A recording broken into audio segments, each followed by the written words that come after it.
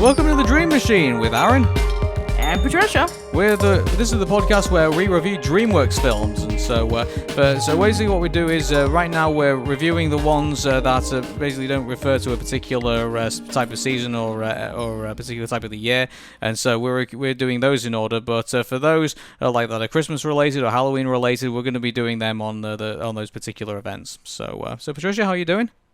I'm doing pretty well, thank you. Yeah, and are you ready to take a trip to Egypt? Absolutely. I'm really looking forward to this one. Yeah, here we go.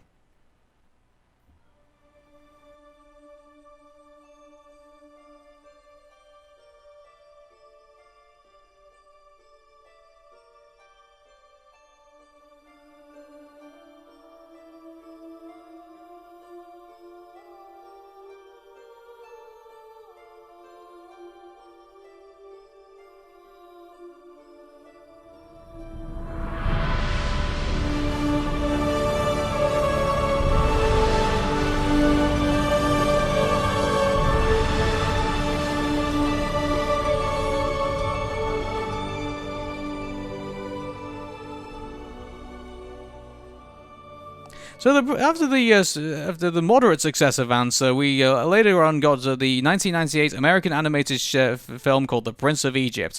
It's a historical drama and first traditionally animated film produced and released by DreamWorks Pictures. The film it was an adaptation of the Book of Exodus and the following of Moses' life from being the Prince of Egypt to his ultimate destiny of leading the children of Israel out of Egypt. The film was directed by Brenda Chapman, Simon Wells, and Steve Higner. The film also features written by Stephen Schwartz and the score composer by Hans Zimmer. The voice cast also features major Hollywood actors, which include Michelle Pfeiffer, Ralph Fiennes, Steve Martin, Martin Short, and Oprah Hansa, who sang her character's number "Deliver Us" in the 7 languages, including her native Hebrew language. So she did some pretty impressive stuff in that. So for me, The Prince of Egypt, though, is an underrated classic because, unfortunately, because of the nature of the content of this, it couldn't get it was barred from release from some places in the Middle East. So, what its full potential could have been if those barriers weren't in place is probably unknown. But in regards to here in America and also in Europe, it was a notable film and obviously is taking the love of many people in DVD collections across living rooms across the world. So, Patricia, what did you originally think of it? Well, yeah, I think that my history of The Prince of Egypt is that this is another movie that I did see in theaters, very similar to Ants. And I come from a Christian background, and I was really excited about hearing, I saw the commercials for this, I heard about it, I was really excited.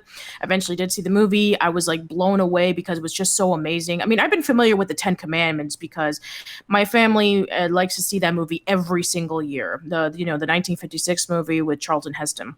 And so, I was familiar with that. And then, comparison to The Prince of Egypt, it's they were able to get some of the stories right, but at the same time, they were able to take some elements and kind of make it different for this movie. Like the fact that we see the perspective of Moses and Ramesses as brothers.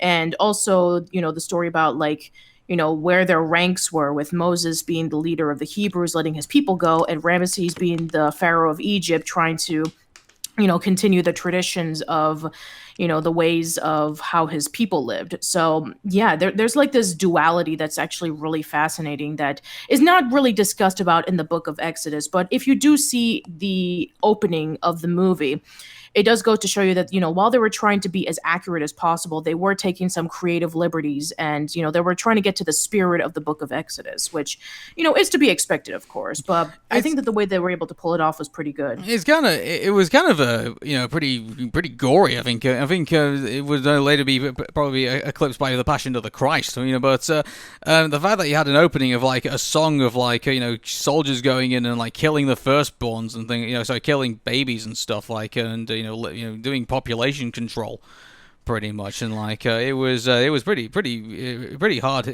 hitting at the very beginning, and obviously then you have the basket of hope, which it has Moses in it and being set down the river, and then obviously that has its scary factors to it as well, and exactly. And for those who, I'm sorry, go ahead. it's almost like the start of a really hardcore action movie, pretty much. It's like Yeah. So, for those who are not familiar with the story of the Bible, basically, after Joseph and his brothers came to Egypt because the land of Canaan was stricken with a long famine, they were able to grow and they were able to expand so much that the Egyptians were concerned about that the Hebrews might take them over. So, they decided to reduce them to slaves, and they have been doing so for 400 years. And so then we cut over to that particular scene in which when the pharaoh Seti was making the proclamation about that they had to get rid of all the boys as much as possible so that they can be able to reduce the amount of Hebrews that are going to be born, and at the same time using the remaining people as slaves, which is actually done really, really well with the song Deliver Us, when they're like working really hard under the sun and under the mud and the sand and pulling against all long and heavy rocks to build the pyramids. And yeah, it's actually just pretty brutal, just the way that they're the slaves are portrayed by the Egyptians.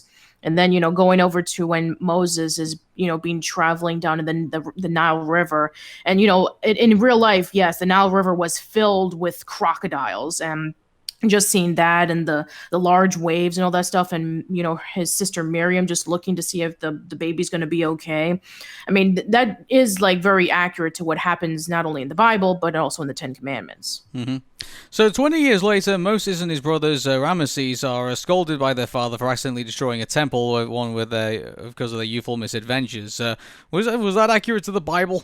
Not even close. Absolutely not. I don't First think of all, that was. if you've read the Bible, Moses and Ramesses were barely even in the same room, because Ramesses was a few years older than Moses, and they barely knew each other. The only time in which they did know each other was when when Moses and Aaron finally came back to the palace to say, let my people go. And then Ramesses did know eventually who Moses was, but for the most part, no, they didn't have that brotherly relationship. Yeah, I think from what I remember, the brotherly relationship came from a book that was written many, many years ago about a new perspective of the book of Exodus, where it shows Moses and Ramesses as brothers because, hey, Moses was raised by the Pharaoh's daughter, and what would have been like if the new king, the new Pharaoh of Egypt, and this boy who was a Hebrew raised in Egypt. I mean, what was it like with their relationship? I don't remember what the book was called, but they were taking liberties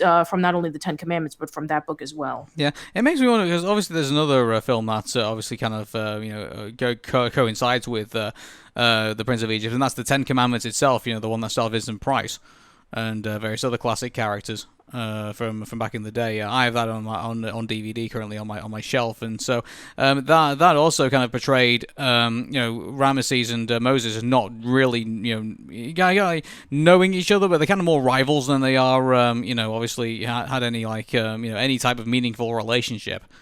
So that was kind of like how that was portrayed in the classic film. So. Yeah, definitely. And I think that I think that what's clever about, the Prince of Egypt was that, the first half of the movie is like a little bit more lighthearted. I'm sure for some people who are like dedicated to reading the Bible, they would find this as incredibly sacrilegious. But I think that for the most part, it does really paint off the first half as like really lighthearted, and then you go over to the second half in which it does really show the struggle of Moses and Ramesses as brothers. I think if you just left them as rivals, I mean, there would be like this distaste from the very beginning, but the fact that they really loved each other as brothers, and then when society pretty much just tells them, oh, you have to be the Pharaoh, or when Moses tells God you have to free your people and you have to confront your brother for the first time in a long time, it's like it just really goes to show you about this is how it is, and things cannot go back to the way they were. Mm-hmm. And actually, I'll give one credit to the Prince of Egypt compared to the Ten Commandments. The Prince of Egypt is only 99 minutes long. The Ten Commandments is 3 hours. Yeah, I know, it is very, very long. And it's a lot to take in as well, so that's another thing about it. So obviously there's the antics going on in their youth, and then later that night Moses helps. You're gonna have to help me pronounce this name, Tisphora. Oh, Zipporah. Zipporah. Yeah, escaped from the palace and is reunited with Miriam and Aaron. Despite Aaron's attempt to protect her, Miriam tries to tell Moses about his past, but he refuses to listen to her and returns to the palace. The truth is then about his past is then later confirmed in a nightmare, and finally by Seti himself. The next day, Moses accidentally pushes an Egyptian guard off a scaffolding of the temple while trying to stop him from whipping a Hebrew slave, and the guard falls to his death. Yeah, which that actually did happen in the Bible. Okay, so that's not another one that's taking liberties for that. And mind you, like imagine if that didn't happen in the Bible and they did put that in there, like That would be freaky. I mean, they did also feature this in the Ten Commandments as well. Where Moses sees the Hebrew being beaten up by the Egyptian and he kills him. And then he buries him in the sand, and then the Hebrews are basically like, oh, you murdered somebody, why should we take orders from you? Yeah, but the one thing I will say is that in the Ten Commandments, Moses' concern for his people is far more far more described, far more exampled. I think in the beginning, because not only is the his concern for Jews getting whipped, and also there was the woman who nearly got crushed to death underneath that thing that she was moving, when she was like greasing out the I remember. that, and then there was that bit, and then there was also the fact that people weren't getting fed properly, and so obviously he opened up the silos. So people could get food, and then he shows the pharaoh that, oh hey, I got all your things built on time, long before that, and he's just astounded by everything, and he obviously makes the speech, the strong make many, the weak make few, and the dead make none, and so yes. I think that's far more. I think his concern for the Hebrews, I think, is far more elaborate. I think in the Ten Commandments than I think it is in the Prince of Egypt, even though I think it makes the point. Again, to be fair, Ten Commandments had a lot more time to showcase that than the Prince of Egypt. Yeah, and that's another case as well. My God, 3 hours?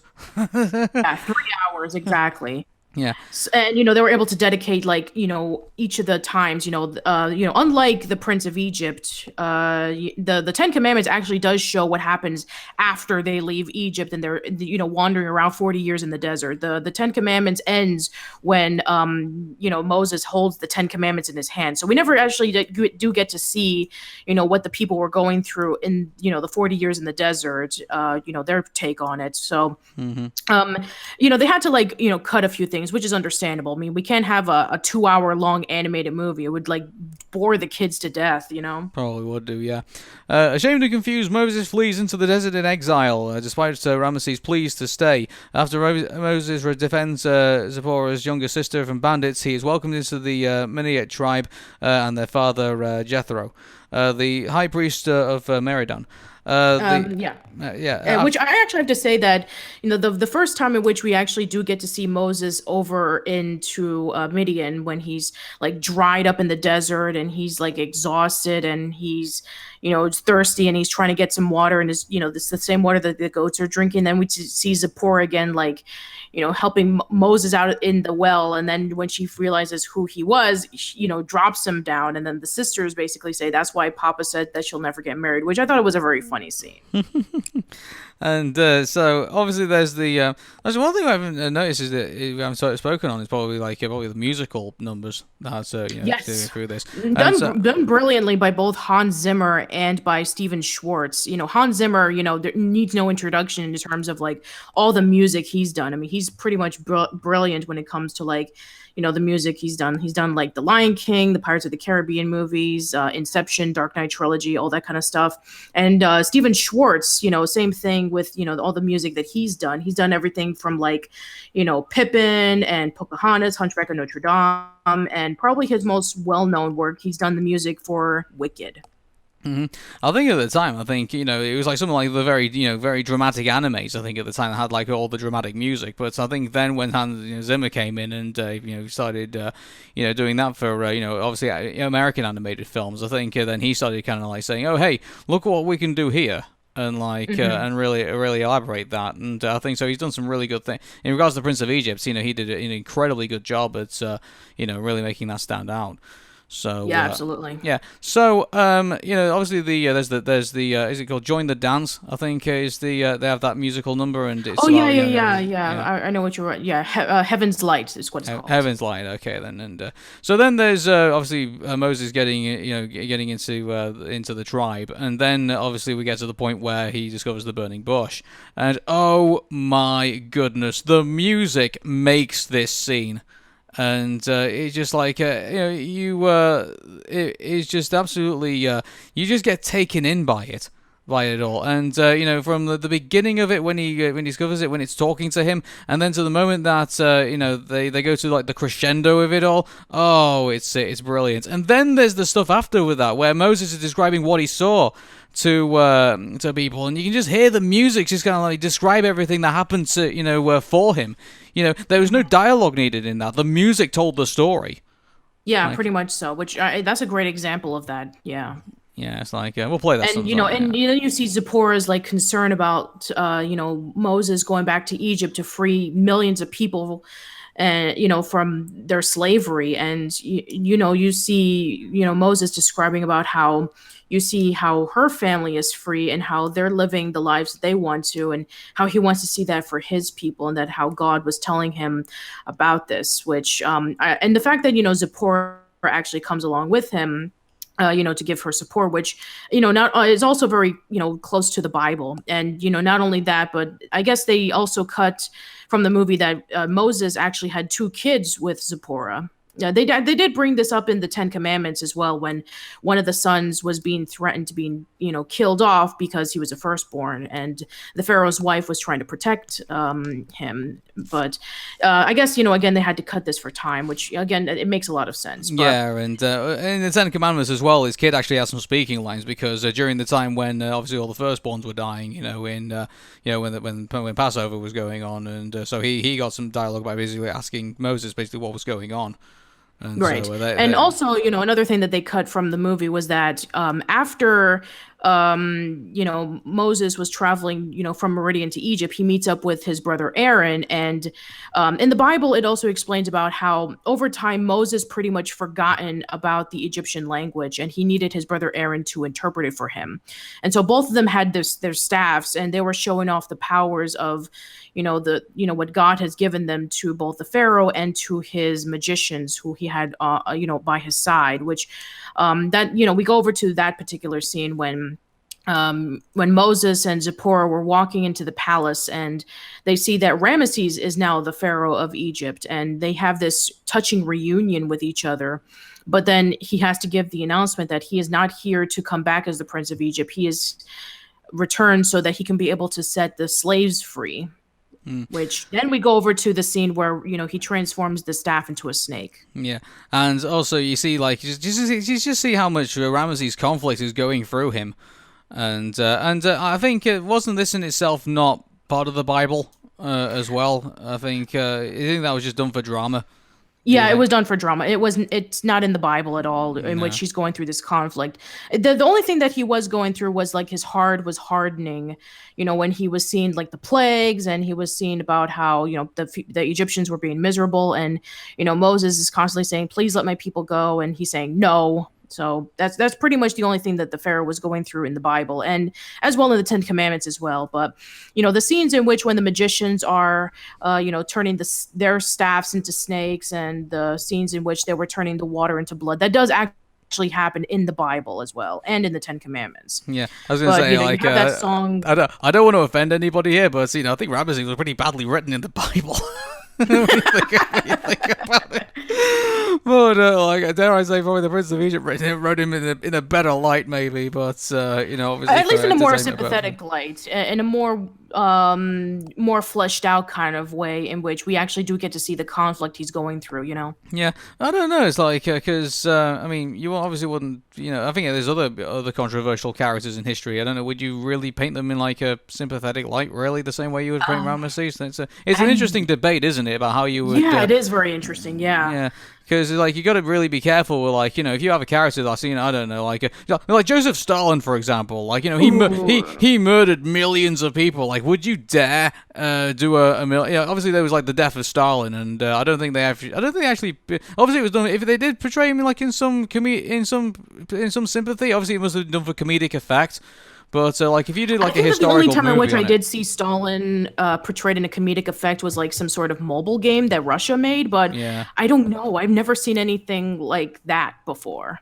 And the only time I've ever seen, kind of Hitler like done in that kind of like way is probably like when he was like in Red Alert when he was like erased from history.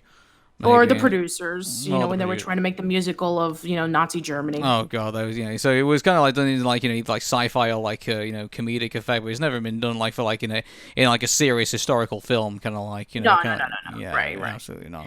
But anyway, the one I really like the scene in which when the magicians Hotep and Hoy are basically saying you're playing with the big boys now. I don't know. Isn't this the part where it kind of sticks out like a sore thumb with Steve Martin and Martin Short? Not to say that they didn't do a good performance in it, but I don't know. It's like I'm not talking about the song itself. I'm just talking about like the scale about like they think that their powers are greater than God's, and they summon the snakes, and then the snake that Moses summoned ate the two snakes. That's very close to what the Bible portrays it. I'm just talking about in that kind of scale. And I believe they also did that scene in the Ten Commandments as well, but obviously not without without the musical accompaniment of.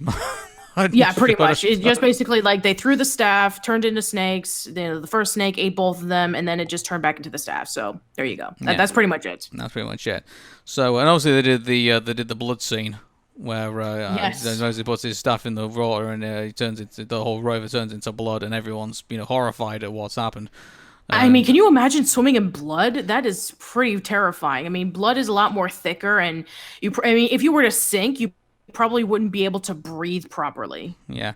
And mind you, it's like it's then you slowly start to see kind of like the magicians like failing to kind of like react to Moses, and so obviously when all the plagues start happening and things like that, and so obviously there's nothing there's no way they can respond to it. And exactly. Their powers are pretty much just null and void when the plagues start happening. Well, they didn't even have powers to begin with. It was all smoke and mirrors. Yeah, exactly. Yeah, so it's like they really were just magicians in the sense.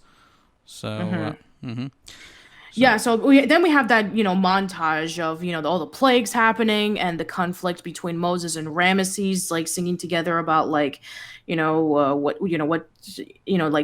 my people go, and once I called you brother, then basically just like you see just how they pretty much are divided, with like Ramesses being blue and Moses being red, and it just like it shadows it pretty effectively with the suffering of the Egyptians and what's going on in the palace and the pain of Moses like releasing these plagues. And even though he didn't want to in the first place, if only Ramesses obeyed what God was telling him in the first place, none of this would have happened, Yeah, and dare I say, I think they probably did this better. This is one of the places where I think they actually did this better than the Ten Commandments did, because when the Ten Commandments did the plagues, it was pretty much like an arc. It was pretty much like an act in the story. So it's like it was kind of like every single thing that seemed to happen. It almost feel like the Ten Commandments didn't really have a 3-act structure. It probably had like a 12-act structure, pretty much. It's like where there is they say where there's the Prince of Egypt said, okay, well, I don't think even it has anything to do with time. I just think, look, let's just do it as a musical number. Obviously, we can make it really emotional. We can make it really, we can do, great dialogue. We can do great effects. We can do, and we don't even have to, it's just on shock value alone of every single plague. Like, we don't have to drag them out kind of like the way the Ten Commandments did. So yeah, they in the Ten Commandments, they played every single plague out, like all 12 of them.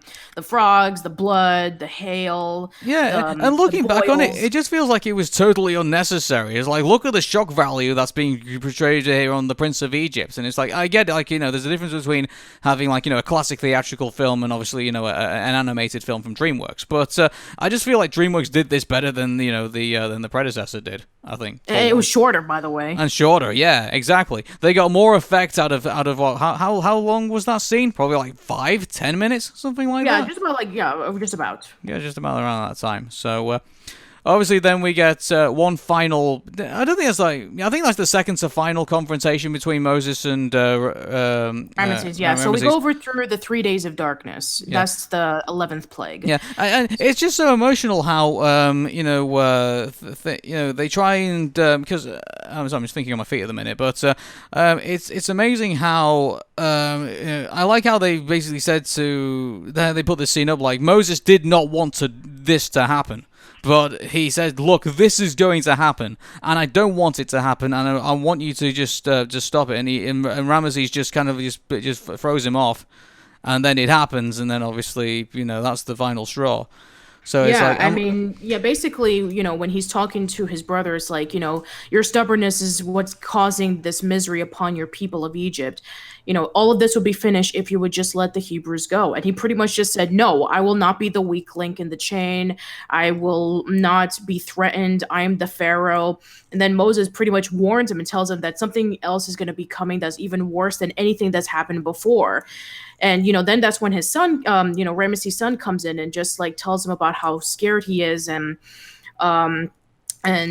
just wondering about why all of this is happening. And it pretty much just points that, that wonderful scene in which when, Ramesses pretty much just not only denies Moses' request of letting his people go, he's talking about like, I'm going to, make sure that, there's going to be a great cry in Egypt that has never been heard again. And, kind of like this huge threat towards Moses. And then he was just like really shocked at what he just saw. And it was pretty much inevitable about the final plague, which is the death of the firstborn. Yeah. And it's the ultimate final step, really, and it's like the way it's which one portrayed it in a more cruel sense? Would you say the Ten Commandments did it, or would you say the Prince of Egypt did it? I mean, here's the thing: the way that the Ten Commandments was able to do it, they were able to do it in a way that was a little bit more slower, like like this bit of like fog and kind of like smoke was like slowly crawling in, and then when it finally like gets to them, then they all just drop dead. But with the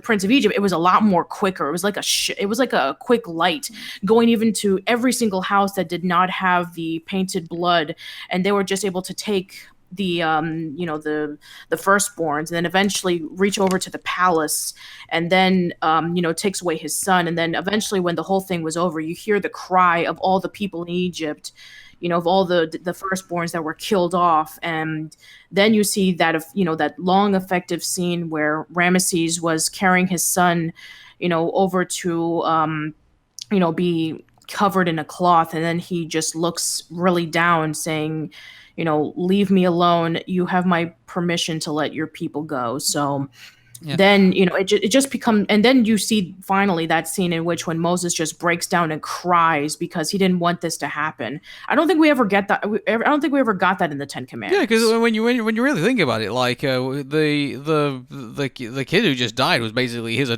somewhat adopted nephew. Yeah, so pretty much. That must have that must have an effect on you. Imagine like having like not an immediate member of your family, but you had somewhat of a not as. I don't think it's fair to say that Moses had a role in like I guess God was going to do whatever we needed to be done to to get the people free, and that's interesting actually, because you would think that would create a rift between Moses and God when you think about it, when saying that, oh, you just killed my adopted nephew for this, and it's when you think it would make him think a little bit about what had just happened, like it must really mess with you when you think about it. Oh yeah, absolutely. Like it's pretty like effective. Like he could have said, why God, why did you take away my brother's son? But I mean it was warned that this was going to happen. Yeah, like he knew this was going to happen, but unfortunately there's nothing much he could do. Yeah, there was nothing much he can do. Exactly. I mean, this was what had to be done in order for Ramesses to be convinced, hey, if you're not going to let my people go, then guess what? I'm going to basically, show you that I am God. And, if you try to disobey me or you try to, defy me, you're going to suffer the consequences. Yeah. And I think also just interesting as well. What do you think portrayed it better, the death of Ramesses' son, the Prince of Egypt or the Ten Commandments?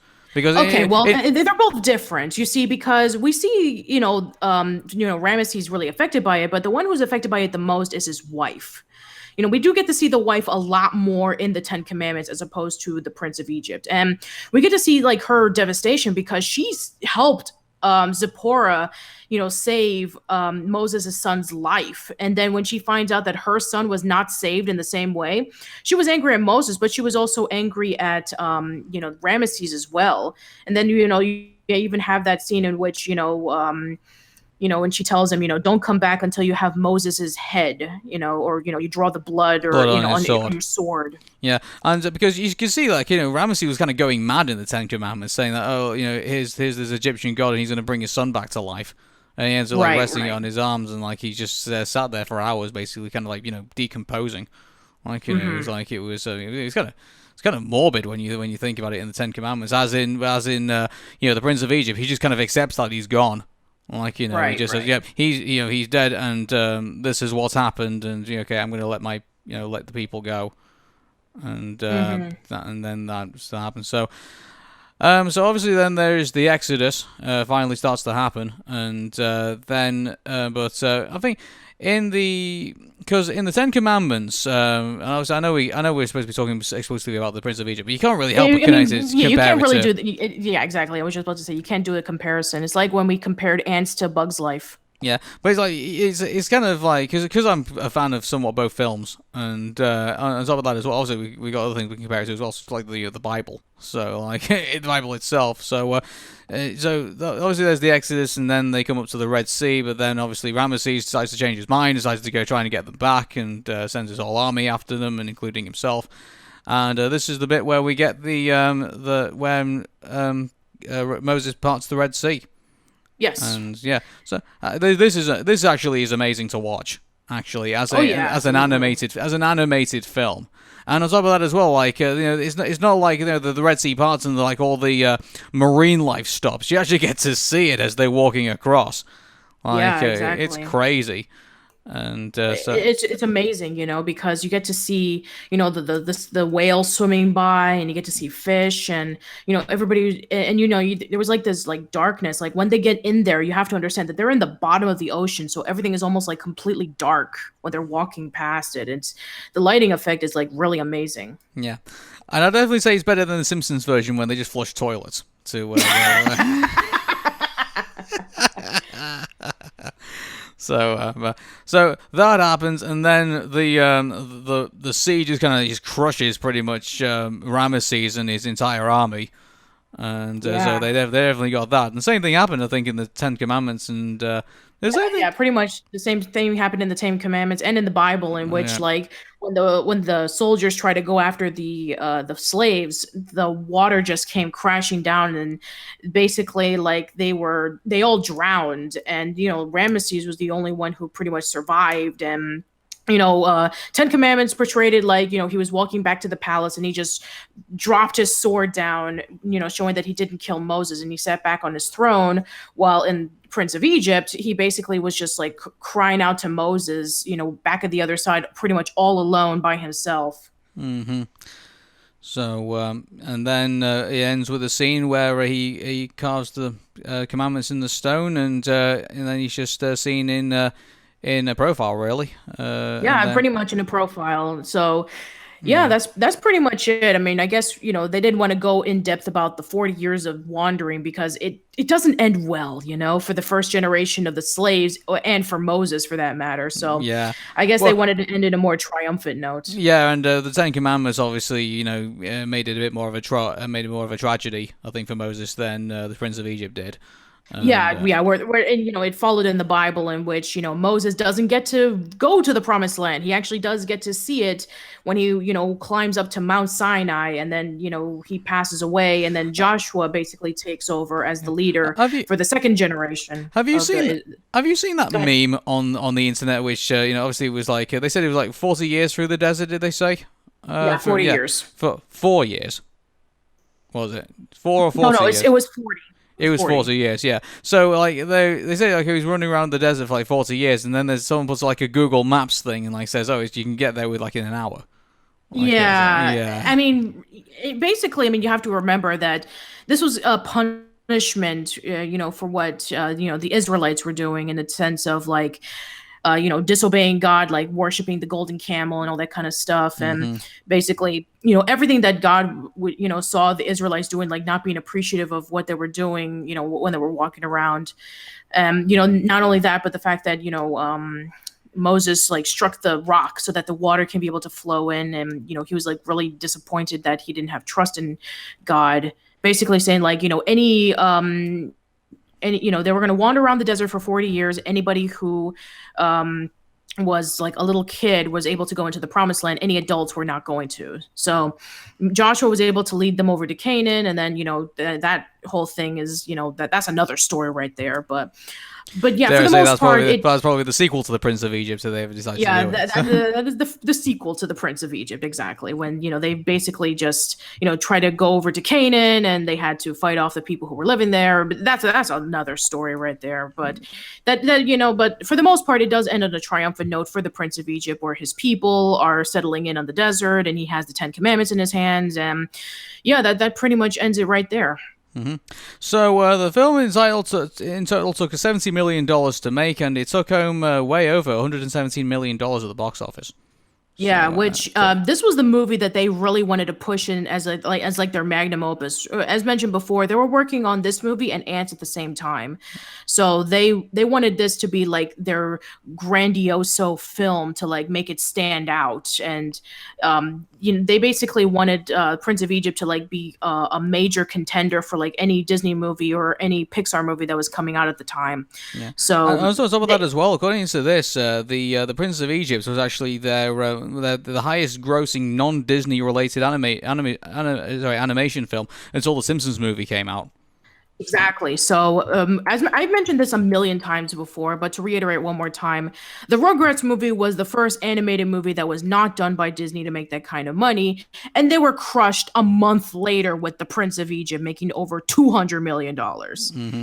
So it took a long time for another non-Disney movie to do that. Which the Simpsons movie came out in like what was it, 2005 or six or something? Yeah, it was. I tell you what, the Simpsons movie has actually been a long while ago, hasn't it? Actually, thinking Yeah, about it has been. So I mean, it took like almost a decade for to break Prince Wow, of Egypt. the Simpsons movie is 11 years old as of this broadcast. God, no way. That's crazy. So yeah, there you go. It took a long time for any non-Disney movie to step in and say, hey, we're gonna make more money than a Disney movie. Yeah. So that just show you how great it is. And now I think Minions is the biggest non-Disney movie, which it makes me sad. Mm-hmm. So people have been noticing that we haven't been giving scores for DreamMachine, and so we're actually going to be leaving that until the very last. We're going to be leaving that until the very last episode of the show, where we're going to do our top 10 and top worst, DreamWorks films. So we're going to leave it till then. So yeah. And so next week we're going to be looking at, I believe, The Road to El Dorado, if I'm correct. And so until then, from me, Aaron. And Patricia. Take care, and bye for now. See you later.